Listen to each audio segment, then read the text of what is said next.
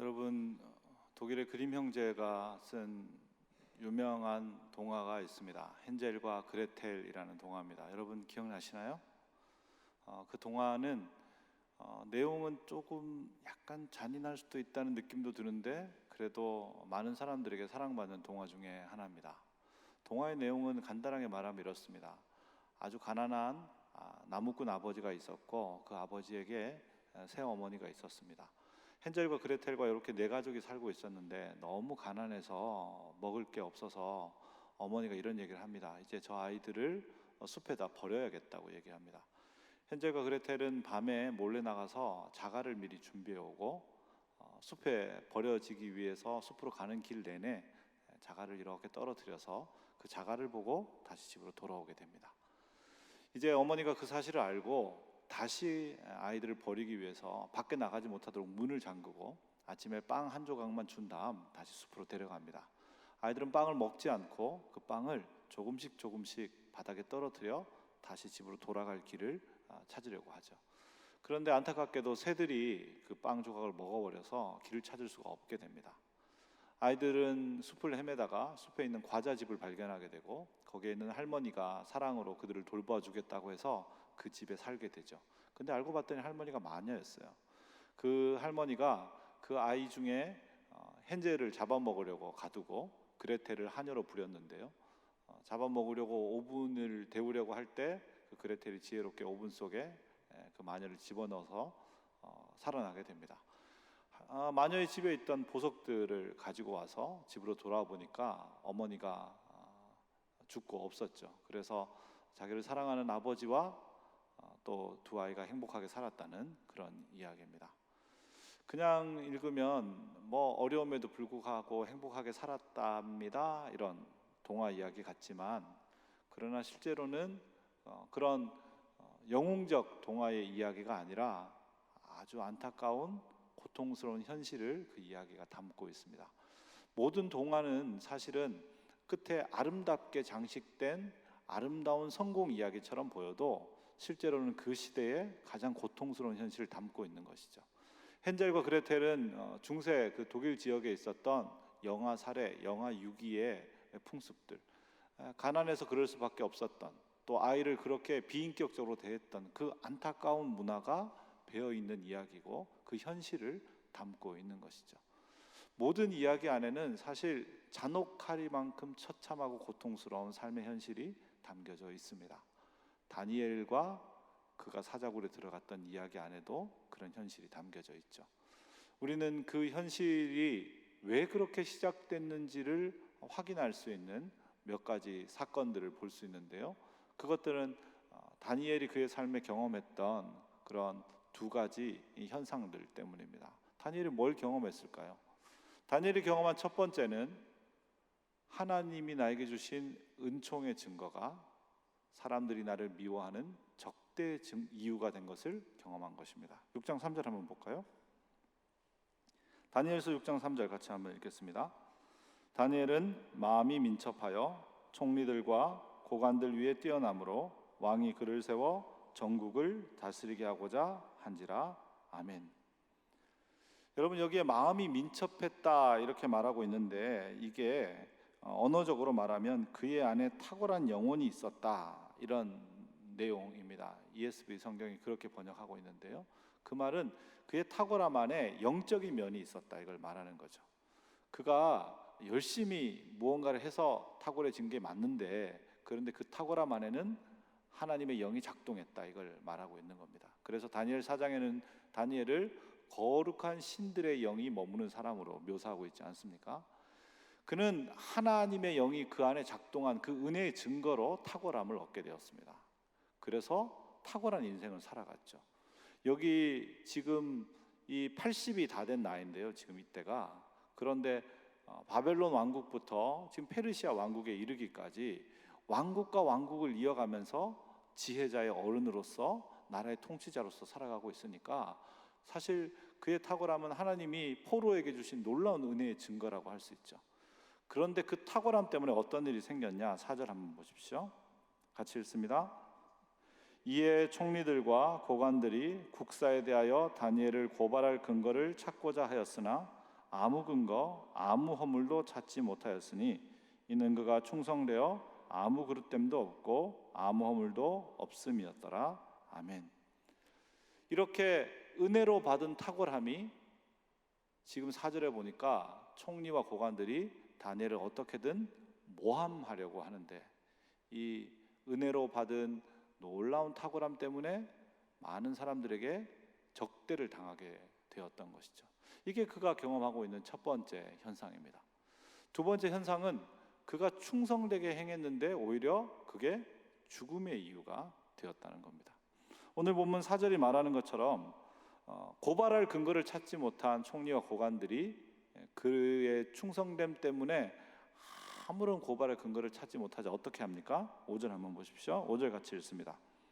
그들이 이르되 이 다니엘은 그 하나님의 율법에서 근거를 찾지 못하면 그를 고발할 수 없으리라 하고. 아멘.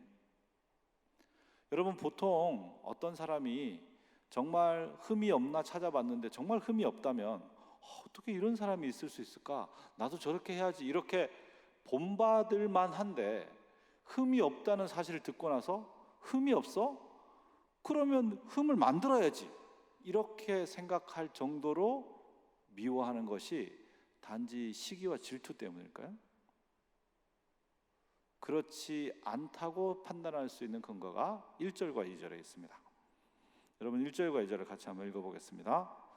다리오가 자기 뜻대로 고관 120명을 세워 전국을 통치하게 하고 또 그들 위에 총리 셋을 두었으니 다니엘이 그 중에 하나이라. 이는 고관들로 총리에게 자기의 직무를 보고하게 하여 왕에게 손해가 없게 하려 함이었더라. 아멘. 다리오가 전국을 120개의 지방으로 만들고 거기에 고관들을 세웠는데, 말하자면 지방 총독들을 세웠는데, 그 총독들이 이제 지방을 다스리는 거죠. 세금도 걷고, 다음에 또 군사 관련한 징집도 하고, 그 다음에 또 사법 행위도 하고, 이렇게 하면서 그 지방을 다스리는 겁니다. 그런데 그 사람들이 2절에 보니까 혹시 이 세금을 걷고 또 병력 업무를 수행하고 또 행정 업무를 수행하면서 왕에게 손해가 되게 할 수 있기 때문에 그 위에 총리 3명을 세웠다, 이렇게 얘기하고 있습니다. 왕에게 손해가 될 일이 뭐가 있을까요? 그 일을 하는데 그건 왕을 위해 그 일을 하지 않고 자기를 위해 그 일을 할 수 있겠죠. 예를 들면 세금이 한 달에 100만 원 세금 내야 되는데 내가 세금 좀 깎아줄게, 90만 원 해줄게, 그 대신 10만 원은 나한테 내라, 이렇게 할 수 있잖아요. 그러니까 사리사욕을 위해서, 자기 개인의 이익을 위해서 그렇게 하지 않도록 뭘 세웠습니까? 총리를 세운 거죠. 그래서 총리가 어떻게 합니까? 이 모든 사람들을 통제하도록 하는 거죠. 고관들을 120명을 왕이 다 돌볼 수 없으니까. 그런데 그 총리 중에 한 명이 누구였습니까? 다니엘이었죠. 여러분 3절 보십시오. 다니엘이 모든 총리들보다 이 일에 더 뛰어났습니다. 그래서 어떻게 했습니까? 왕이 그를 세워서 전국을 다스리려고 합니다. 그러니까 이제 이 모든 사람들 위에 다니엘이 딱 있는 거예요.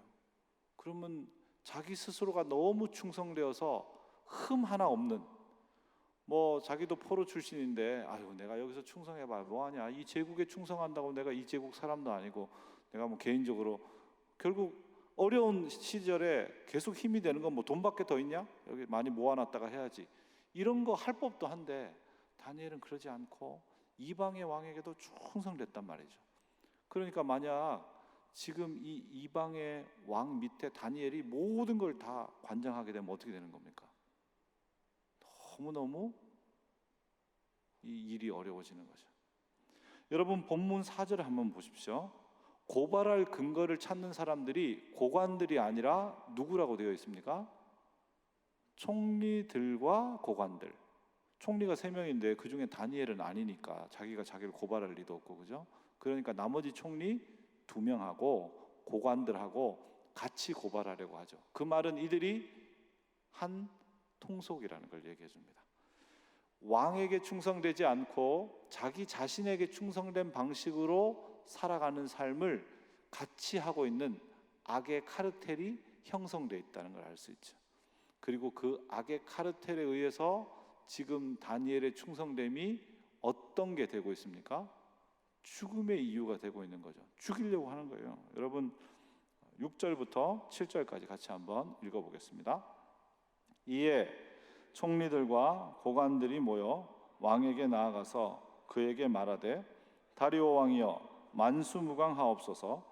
나라의 모든 총리와 지사와 총독과 법관과 관원이 의논하고 왕에게 한 법률을 세우며 한 금령을 정하실 것을 구하나이다. 왕이여 그것은 곧 이제부터 30일 동안에 누구든지 왕 외에 어떤 신에게나 사람에게 무엇을 구하면 사자굴에 던져넣기로 한 것이니이다. 아멘.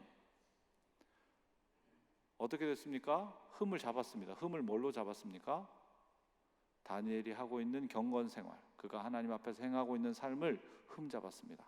그걸로 흠 잡아서 어떡합니까?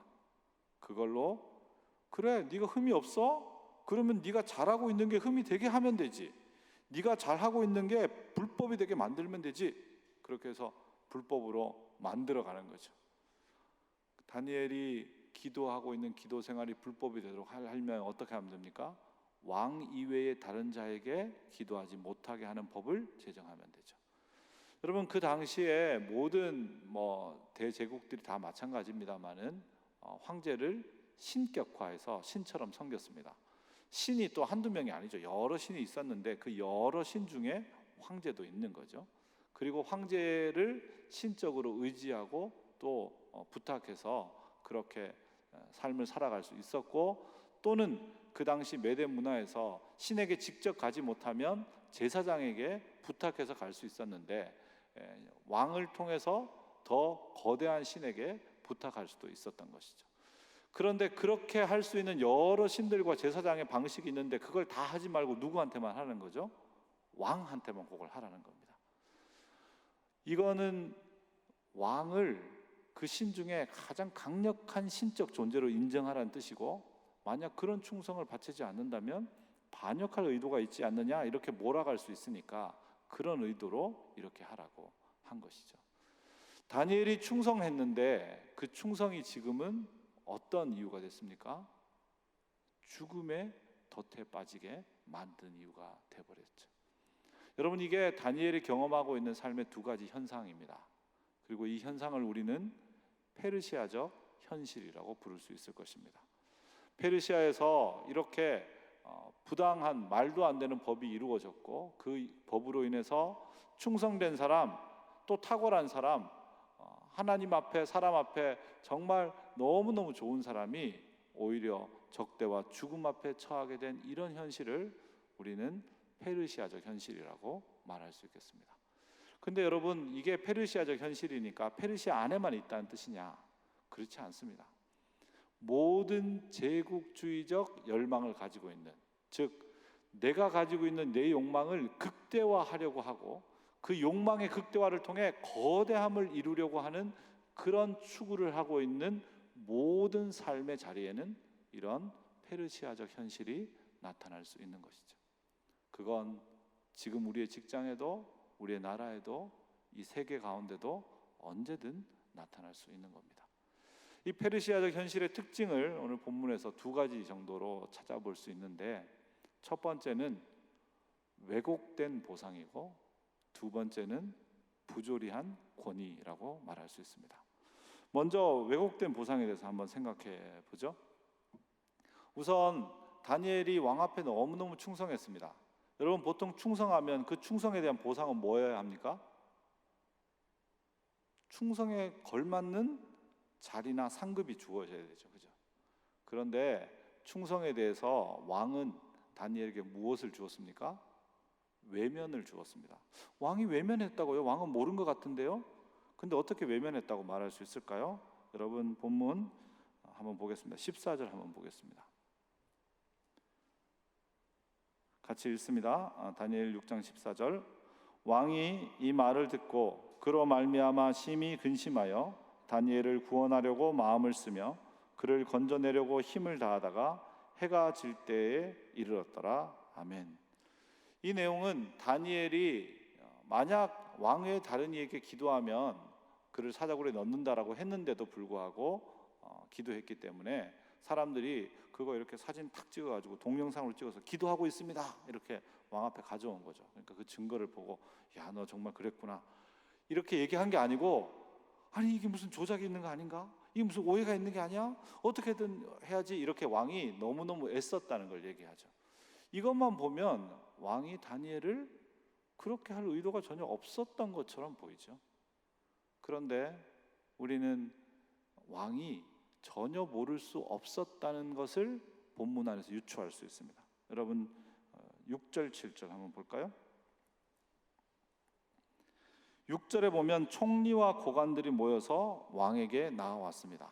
그렇게 나와서 왕에게 이렇게 얘기합니다. 7절에 나라의 모든 총리와 지사와 총독과 법관과 관원들과 함께 의논했습니다. 우리가 의논해서 야, 이게 법령 하나를 만드는 게 좋겠다 이렇게 결정을 했습니다.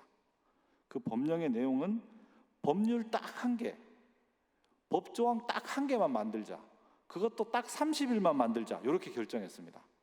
그 결정 내용은 바로 이겁니다. 그렇게 이야기한 거죠. 그런데 여러분 한번 생각해 볼까요? 우선 지금 이 자리에 다니엘이 왔습니까? 아니요, 다니엘은 오지 않았죠.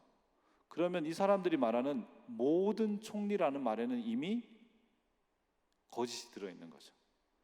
그 다음 모든 총리와 모든 지사와 총독과 또 법관과 관원들이 다 모였다고 했는데 120개 도에 흩어져 있는 그 관원들과 그곳에 있는 모든 직임을 담당하는 자들이 어떻게 함께 다 모여서 의논을 할 수가 있습니까?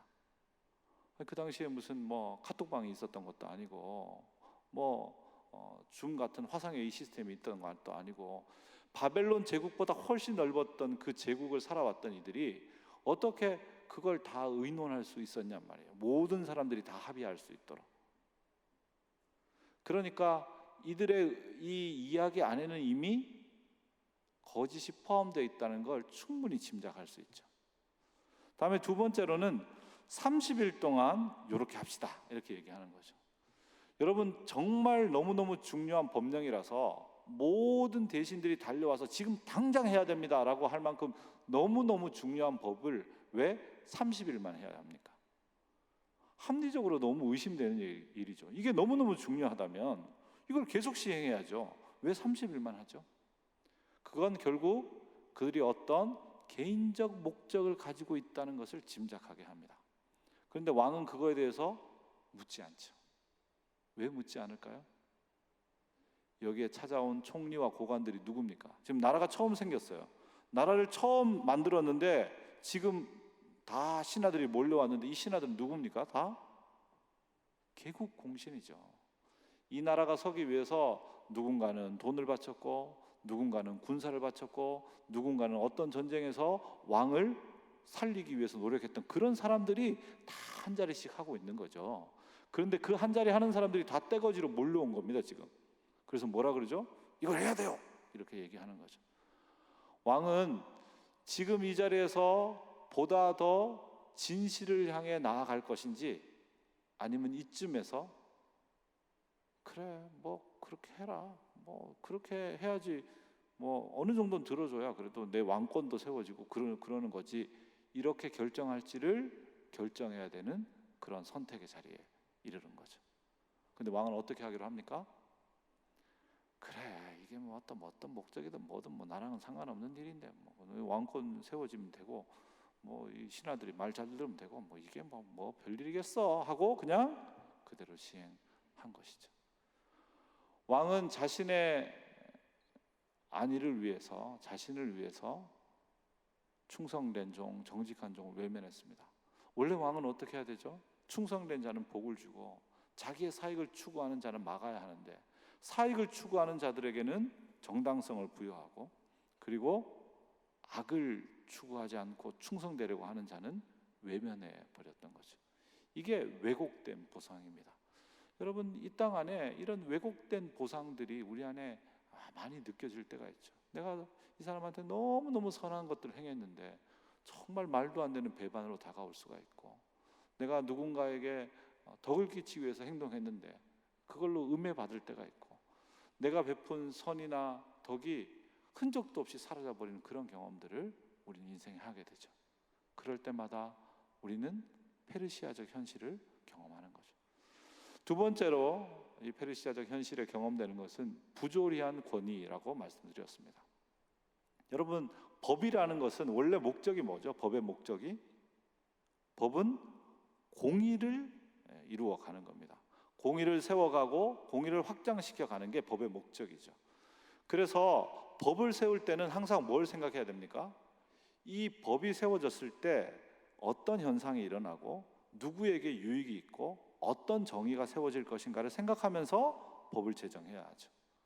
그런데 이 법이 세워지면 어떻게 됩니까? 개인이 자유롭게 양심에 따라 기도할 수 있는 자유가 말살되는 거죠. 여러분, 기도하는 자유, 예배하는 자유라는 게 절대 가벼운 게 아니에요. 누군가에게는 할 수도 있고 안 할 수도 있는 취향의 문제처럼 여겨질 수 있지만 절대 그렇지 않습니다. 온 마음을 다해 기도하고 예배할 수 있는 이 양심의 자유가 사라진다는 것은 이 땅과 이 땅에 사는 모든 사람들의 자발적인 생명력을 억압하는 것이고, 자발적인 생명력이 억압된 사회는 반드시 박제화되게 되어 있습니다. 결국 생명력을 상실하는 거예요. 그렇기 때문에 이 양심의 자유가 지켜진다는 것, 이 기도하고 예배하는 자유가 지켜진다는 건 너무너무 중요한 일이에요. 그런데 그걸 전혀 생각하지 않고 어떻게 해요? 자기의 안위를 위해, 왕권의 안위를 위해서 그 법을 제정하는 거죠. 총리와 고관들은 왕이 혹시 잘못 가면 그걸 지금 똑바로 바로잡을 수 있도록 해야 되는 사람들인데, 왕이 잘못 가도록 압력을 가하는 거죠. 뭘 위해서요? 자기의 정파적 이익, 개인적 사사로운 이익을 위해 왕에게 압박을 가하고 있는 겁니다. 여러분, 이게 우리가 경험하고 있는 부조리한 권위죠. 여러분, 이 땅에 있는 리더십들, 나라의 또 어떤 기관에, 또 우리 직장에, 또 어떤 공동체 안에 있는 리더십들이 우리가 보기에 너무 존경하고 따를 만하고 너무너무 합당할 때도 있지만, 때때로는 참 부조리하다고 느껴질 때가 있죠. 어떻게 팀장님이 저럴 수 있지? 어떻게 사장님이 저럴 수 있지? 어떻게 우리 전체의 탑 리더인데 저럴 수 있지? 이렇게 생각되는 경험들이 우리 안에 많이 있죠. 그가 이 땅의 부조리를 오히려 조장하는 것 같은 그런 상황들, 공의가 이루어지는 그런 상황을 외면하는 모습들을 우리는 발견하게 되죠. 그럴 때마다 우리는 이런 데 다녀야 되나? 이거 더 해야 되나? 여기서 하는 게 의미가 있나? 지금까지 내가 정말 정직하게 하려고 한 게 무슨 의미인가? 라는 생각을 하게 되는 거죠. 그게 우리가 경험하는 페르시아적 현실입니다. 이런 페르시아적 현실 속에 있을 때 우리는 우리가 그동안 경험했던, 우리가 받았던 그 은총이 우리에게 죽음의 덫이 되는 것처럼 고통과 부끄러움이 되는 순간들을 경험하게 됩니다. 때때로 하나님 앞에 믿음으로 사는 게 이런 거라고 생각하고 나를 위해서 많이 주지 않고 기꺼이 사람들에게서 나누어 주면서 살았는데, 내 형편이 조금 어려워지면 사람들이 그래, 너 누구 돕는다고 그럴 때 내가 알아봤다. 너나 잘 살 생각하지 누굴 돕겠다는 거냐? 이렇게 얘기할 때 우리가 하나님의 은혜로 살아왔던 삶의 흔적들이 부끄러움이 되는 것 같은 그런 경험들을 하게 되죠. 우리가 하나님께 기도하고 또 믿음으로 살아가면서 우리가 누렸던 지금의 자리, 지금까지의 생애 여정, 이런 것들을 생각하면 다 은혜인데, 사람들은 너 교회를 섬기느라, 너 그렇게 사람들에게 나누어 주느라 너를 위해서 안 살아서 너 지금 건강이 안 좋은 거야. 그래서 너 지금 돈이 그렇게 없는 거야. 너 사람들 사이에 그 정도 자리밖에 못 가는 거야. 그렇게 말할 때 우리는 페르시아적 현실 속에 있는 고통 속에 신음하게 되는 것이죠. 그런 경험을 하면 우리는 어떡합니까? 이럴 수 있죠. 그래, 다 더러운 놈들이 하는 거고, 나같이 이렇게 믿음 지킨다고 해봐야 아무 소용없고, 에이 너네끼리 다 해먹어라, 나는 모르겠다. 그리고 자포자기 할 수도 있죠. 또는 여기는 안 되겠다, 난 딴 데로 가자, 도망가 버릴 수 있죠.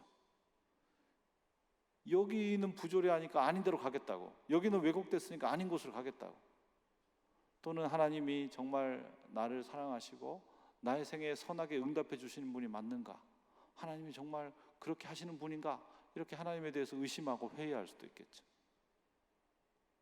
그런데 다니엘은 어떻게 합니까? 여러분, 다니엘 6장 10절 찾으십시오. 6장 10절을 다 같이 한 목소리로 함께 봉독합니다.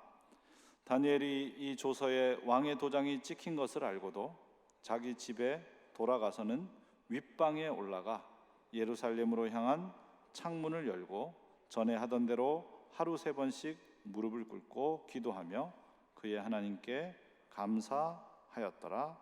아멘. 오늘 이 본문을 보니까 다니엘이 왕의 도장이 찍힌 것을 알고도, 그러니까 자신이 죽음을 향해 갈지 알고도 어디로 갑니까? 내가 너무 열받았으니까 이참에 내가 왕궁에 불이라도 내야겠다, 그렇게 하지 않고, 내가 이참에 왕에게 무슨 짓이라도 해야겠다, 그렇게 하지 않고, 내가 너무너무 열받으니까 내가 막 나를 막 학대해서라도 사람들한테 이게 얼마나 괴로운지 보여줘야겠다, 그런 그릇된 자존심을 내세우지도 않고 어떻게 합니까? 강력하게 항전하러 갑니다. 근데 어디로 갑니까? 윗방, 영혼의 골방으로 올라갑니다. 영혼의 골방에서 그는 이 페르시아적 현실을 향해 강력한 항전을 시작합니다. 그리고 그 항전은 나중에 그에게 놀랄만한 생명의 승리로 다가오게 됩니다. 여러분, 22절 같이 한번 읽습니다. 같이 읽습니다. 나의 하나님이 이미 그의 천사를 보내어 사자들의 입을 봉하셨으므로 사자들이 나를 상해하지 못하였사오니 이는 나의 무죄함이 그 앞에 명백함이오며 또 왕이여 나는 왕에게도 해를 끼치지 아니하였나이다 하니라. 아멘. 여러분, 골방에서의 거룩한 항전, 그 치열한 싸움이 그의 생애에 기적과 같은 승리를 맛보게 하는 것이죠. 사랑하는 여러분, 우리는 페르시아적 현실을 살아갈 때가 있습니다. 우리의 선함과 우리의 의도가 완전히 외면받고 그 모든 것이 다 악으로 되갚아지는 것 같은 그런 왜곡된 보상을 경험할 때가 있습니다. 또 우리는 그 왜곡된 보상을 바로잡아야 할 이 땅의 권위와 리더십들이 그것들을 방관하거나 조장해 가는 것을 목격할 때가 있습니다. 그럴 때마다 내가 이 질서 안에 사는 게 무슨 의미가 있는가, 내가 이걸 존중하며 사는 게 무슨 의미가 있는가, 이 공동체와 이 조직 안에 무슨 희망이 있는가라는 생각이 우리를 지배하게 되죠. 그럴 때 우리는 하나님 앞에 받은 우리의 신앙적, 영적, 또 경제적 모든 상태들이 마치 우리를 고통스럽게 하는 덫처럼 여겨지기도 합니다. 여러분, 그럴 때 어떻게 해야 합니까? 영혼의 골방으로 올라가야 합니다. 예루살렘을 향한 창을 열고 기도하기 위해 올라갔던 그 영혼의 골방이 바로 페르시아적 현실을 향한 가장 강력한 전투장이 되는 것이죠. 그리고 그렇게 믿음으로 싸워가는 이들에게 하나님은 놀라운 승리를 선물해 주십니다. 영혼의 골방에 올라가는 믿음의 저항자들이 되어서 이 땅 속에 경험되는 페르시아적 현실을 과감한 승리로 바꾸어가는 저와 여러분 될 수 있기를 바랍니다. 기도합시다. 하나님 아버지, 부조리한 권위 속에 신음하게 됩니다. 어떻게 저런 사람 아래서 일할 수 있나 생각하는 때들이 가끔 있습니다. 하나님, 왜곡된 보상 속에 고통받습니다. 내가 이렇게 선을 행했는데도 아무도 나를 알아주지 않는구나, 나는 홀로구나 하는 그런 때들이 있습니다. 하나님, 그런 때에 도망가거나 그릇된 자존심으로 나아가거나 분노하지 않게 도와주십시오. 하나님, 오히려 우리 영혼의 골방으로 달려가 하늘을 향한 창을 열게 도와주십시오. 하나님, 그 놀라운 믿음의 항전이 우리 안에 있게 도와주시고, 그래서 부조리한 현실을 뒤엎는 하나님의 놀라운 승리와 보호를 맛보며 살게 하여 주옵소서. 우리 구주 예수 그리스도 이름으로 기도드립니다. 아멘.